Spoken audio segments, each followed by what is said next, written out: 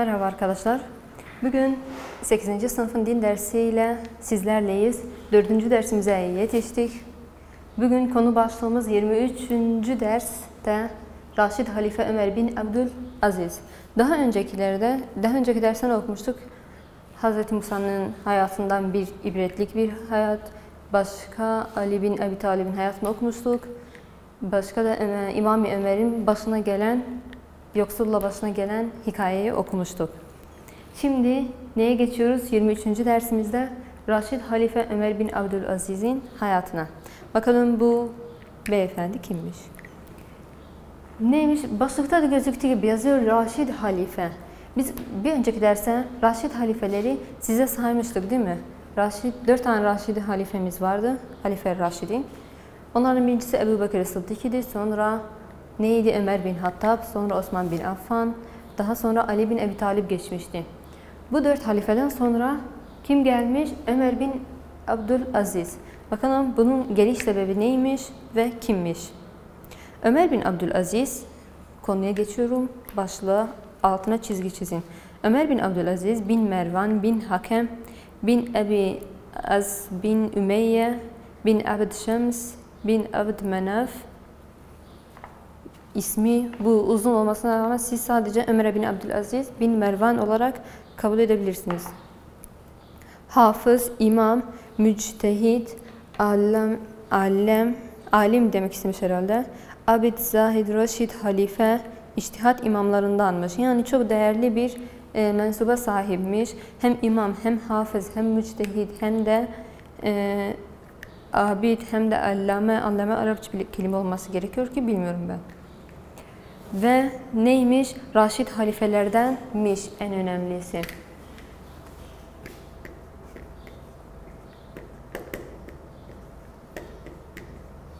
Raşid halifelerden değil. Birincisi. Babası kimmiş? Abdülaziz bin Mervan bin Hakem. O Beni Ümeyye emirlerinin seçkinlerindendi. Babası kimmiş? Beni Ümeyye emirlerinin seçkinlerindenmiş. Yaratıcılık sıfatı. Ondan önce 61 Hicri yılında Medine'de dünyaya gelmiş. Bu noktalar yani sınavda gelebilir. 61 Hicri yılında nerede dünyaya gelmiş? Medine'de dünyaya gelmiş. Ve yaşı 40 iken yani 101. Hicri'de yılında Şam'da Meyre toprağında Dail Semen'de vefat etti. 40 yaşında vefat etmiş. Yani kaçıncı Hicri? 101 Hicri senesinde vefat etmiş. Nerede gömülmüş, nerede vefat etmiş? Şam'da, Şam topraklarında.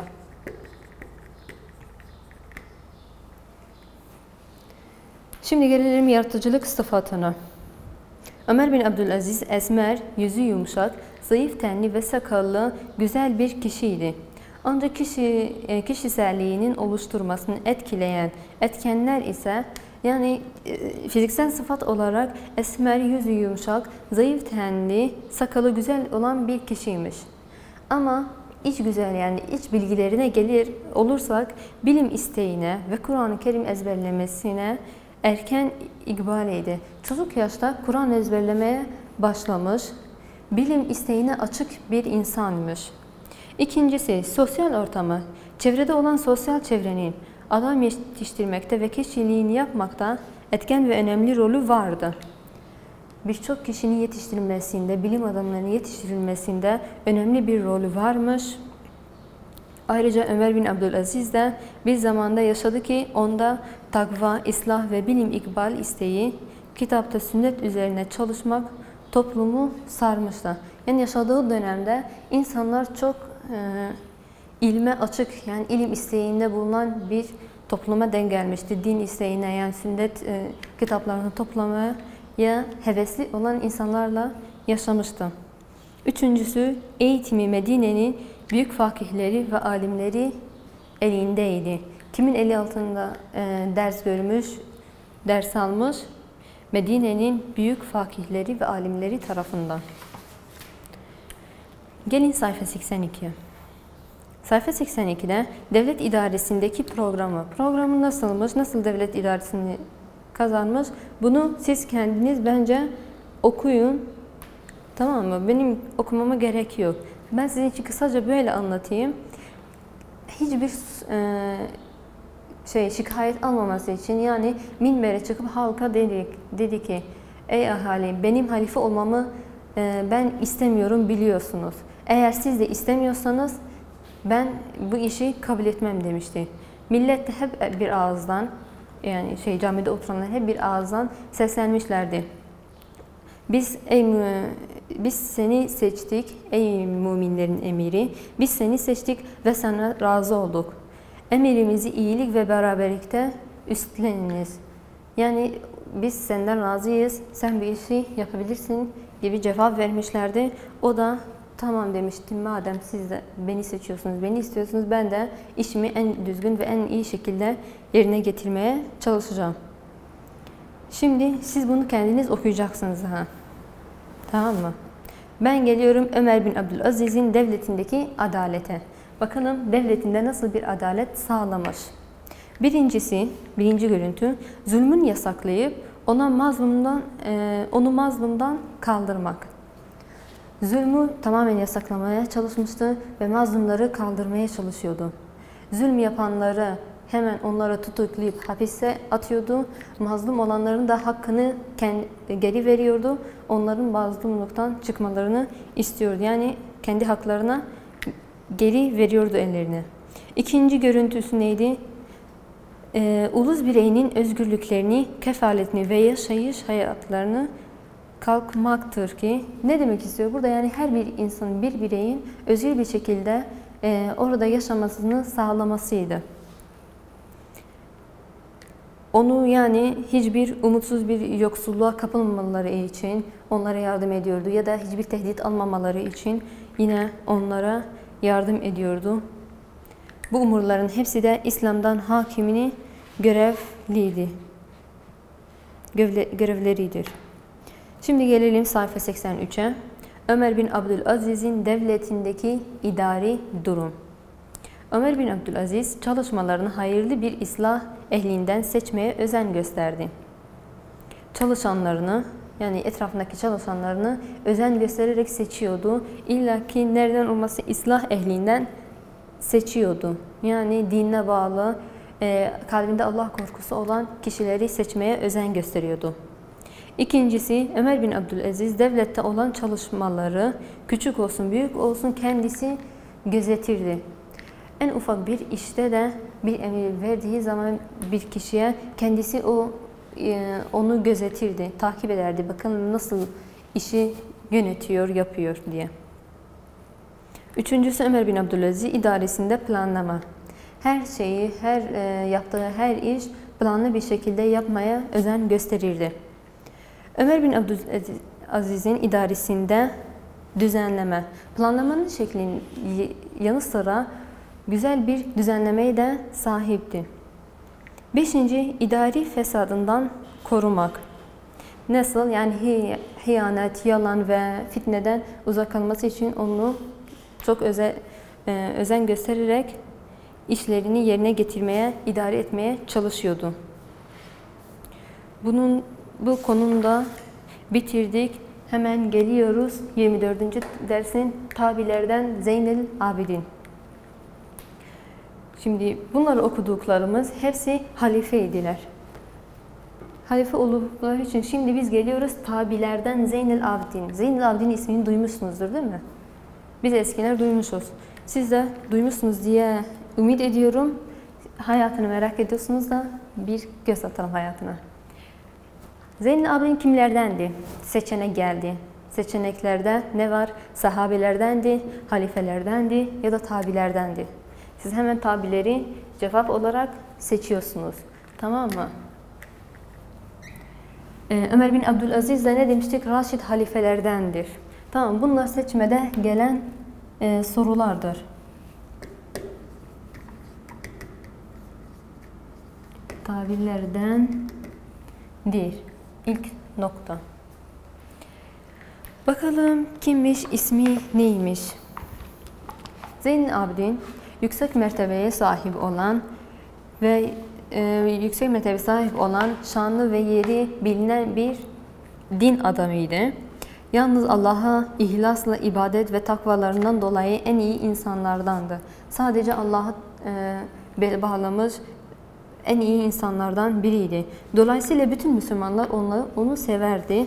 Onların peşinden gitmeliyiz gibi şeyler söylerdi Müslümanlar. Diyorlar ki bu çok iyi insan, Allah'ın yolundan gitmiş insan. Biz de onun peşinden gitmemiz, yolundan gitmemiz gerekiyor. Bakalım adı neymiş? Ali bin Hüseyin. Bu yazdıklarım, tahta yazdıklarım seçmede gelebilen sorular olduğu için yazıyorum.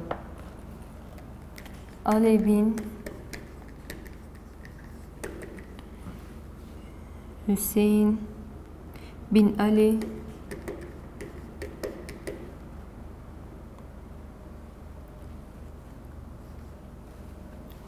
Ali bin Ebi Talib.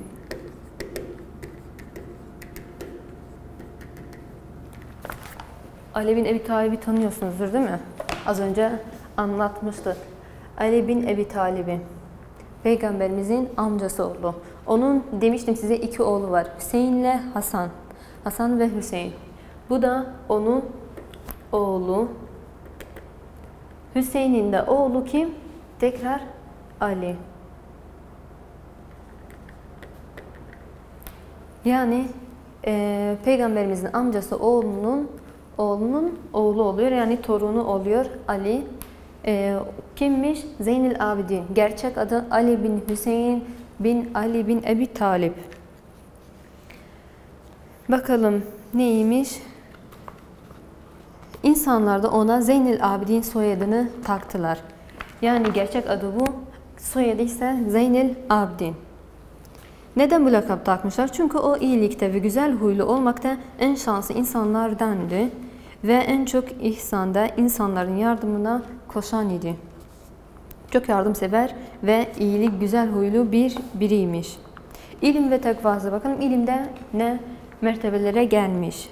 Zeynel Abidin babası Hüseyin radıyallahu anhu ellerinde yetişti. Babası biliyorsunuz ki Peygamberimizin torunu oluyor. Hani demiştim ya Ali bin Ebi Talib Peygamberimizin damadı diye. Haliyle Hüseyin de Peygamberimizin torunu oluyor. Bu nedenle babasının yanında yetişmiş bir kişiydi Zeynel Abidin. Ondan ilim ve bilgi alıyordu. Davranışında ve ahlakında ona uyuyordu. Ve her zaman Mescid-i Nebevi Şerif'te bulunuyordu. Alimler ve fakihler oturuyordu ve Allah'ın kitabını tabirlerle okuyordu. Tedbirle okuyordu, pardon. Böylece takva ve geniş ilim sahibi oldu. Mescitten ayrılmıyormuş ve bilim alimler ve din adamları yanında oturup onlardan ders, kitabın tedbirle okuyordu. Böylece de büyük bir takva ve geniş bir ilme sahip olmuştu. Erdemli ahlakının güzelliğinden Hasan bin Hüseyin rivayetinde diyor. Sayfa 85, ikinci kıtaya gelin. Diyor ki, benimle amcam oğlu Zeynel Abidin arasında bir anlaşmazlık oldu. Bunu kim anlatmış? Zeynel Abidin'in amcası oğlu. Size demiştim güzel huylu, böyle naif bir adammış. Amcası oğlu bir rivayette, bir kitapta anlatmış. Diyor ki, ben amcam oğluyla aramızda bir uyuşmazlık oldu. Bunun üzerine gittim Zeynel Abidin yanına, onlara ağır sözler söyledi. Bunu amcası oğlu söylüyor. Diyor ki Zeynel Abidin yanına gittim, bu anlaşmazlık üzerine ona ağır sözler söyledim. Bunun üzerine sert sözler söyledim. Bunun üzerine Zeynel Abidin hiç konuşmadı. Dedi ki ben de evden çıkıp dışarı gittim kendi evime. Geceleyin Zeynel Abidin tekrar gitmiş amcası oğluna. Bu sefer o gitmiş. Amcası oğlu da öyle sanıyor ki gelip ona sözler söyleyecek ve onun cevabını verecek. Ama Zeynel Abidin gitti evine, kapıyı açtı. Amcası oğlu dedi ki, eğer konuştuklarından doğru isen, Zeynel Abidin amcası oğlunu söylüyor, konuştuklarından doğru isen Allah beni affetsin. Ama eğer haksız isen Allah seni affetsin. Böyle bu konuşmasından sonra hemen kapıyı kapatıp çıkıyor ve evine doğru gidiyor. Amcası oğlu da bunu gördüğü zaman sakin bir şekilde onu bu sözleri söylerken hemen gidip Zeynel Abidin'in peşinden gidip ondan helallik istemeye başlıyor. Böylece husumetin sonuna da geliyorlar ve ondan helallik isteyerek barışıyorlar. Şimdi geliyoruz Kürt bilgilerinden Siirtli Molla Halil'e. Bakalım Molla Halil kimmiş? Diyor ki kimseden saklı değil ki birçok Kürt din bilim adamları, mollaları İslam yolunda büyük bir emek harcamışlar. Onlardan biri de kimdir? Siirtli Molla Halil. Bakalım onun gerçek adı neymiş? Bu adam marifet alanında ve değişik dillerle İslam kütüphanesini binlerce kitap ve ciltlerle zenginleştirmişti. İslam demiştim az önce, İslam'ın yolunda büyük bir katkıya sahip olmuşlardı. Onlardan büyük kitaplar ve farklı ciltlerle kitaplar basmışlardı. Adı ve soyadı: Molla Halil bin Molla Hüseyin. Bu isimler seçmede gelebilir diye ben size yazıyorum. Molla Halil bin ne demek biliyor musunuz? Oğlu demek. Molla Hüseyin bin Molla Halil'dir. Yani babası, dedesi de hepsi mollaymışlar. 1754 miladi yılında, bu da başka önemli bir şey, 1754 miladi yılında Van Gölü'nün güneyinde düşen Türkiye Kürdistan'da Tebriz vilayetine bağlı olan Hizan'da dünyaya gelmiş. Nerede dünyaya gelmiş? Van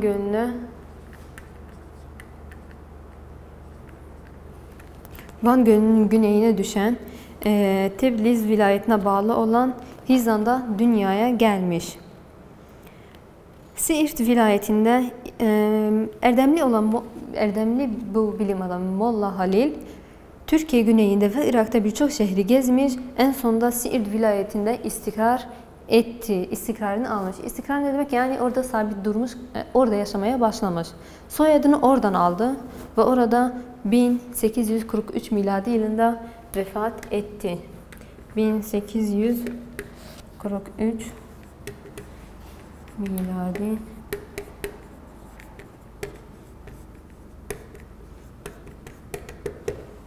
vefat etti.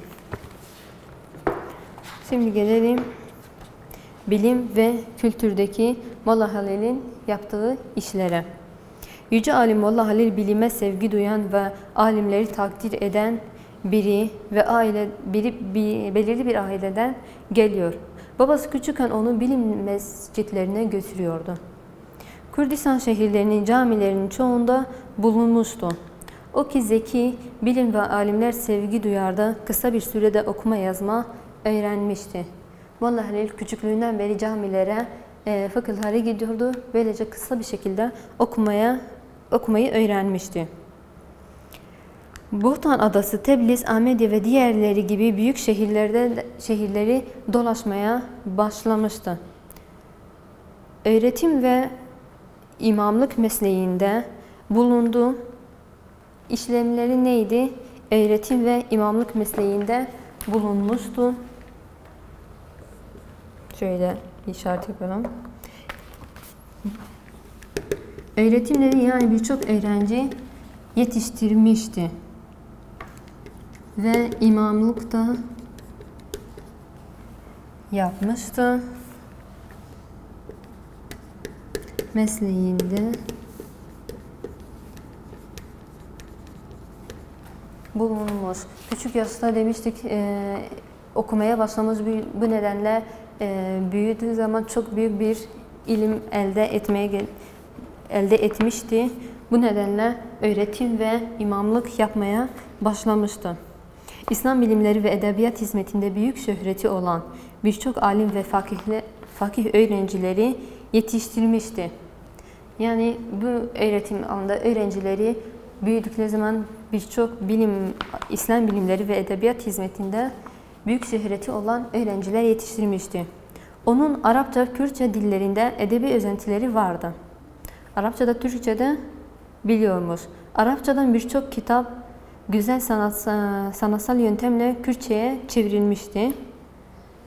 Üstelik başka yetenekleri de varmış. Onlardan şairlik, değişik alanlarda birçok şiir divanları vardır. Kitaplarından az önce söylemiştik size, birçok eser ve kitaplar da bulundurmuştu. Bakalım hangi kitaplar onlar? Alim ve edebiyatçı Molla Halil'in değişik dinsel ve edebi bilimlerden birçok kitap ve risaleleri vardır ve eserlerinin çoğu yayımlandı. Kütüphanelerle, bilim meclisleri olanlarla zenginleştirildi. Eserleri de Arapça, Kürtçe dilleriydi. Onlar İslami bilimler, edeb ve şiir alanda 35'i aşkındır. Yani edeb ve şiirlerinde 35'i geçmişti. En önemli eserleri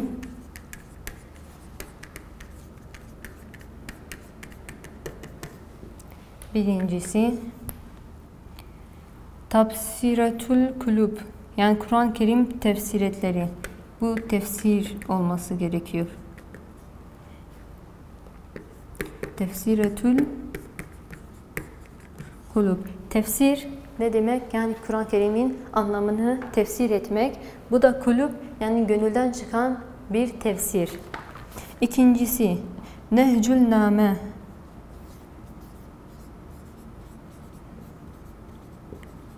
Nehcül Name manzumesi. Soru gelirse size, Molla Halil'in eserleri nelerdir? Yaptığı kitaplar nelerdir? Bunları yazarsınız sizde. Tefsirül Kutub, Nehcül Name menzumesi. Üçüncüsü de Kürtçe Kur'an tecvidinden menzume. Kürtçe Kur'an tecvidinden manzuma. Bunların altına çizgi çiziyorsunuz. Çok önemli, sınavlarda gelebilen sorulardan biridir. Kürt bilgili Sirtli Molla Halil'ini kısaca tekrarlarsam size, Molla Halil bin Molla Hüseyin bin Molla Halid'dir. 1754 miladi yılında doğmuştu. Nerede?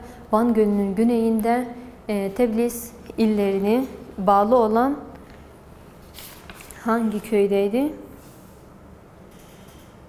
Hizan köyünde dünyaya gelmişti.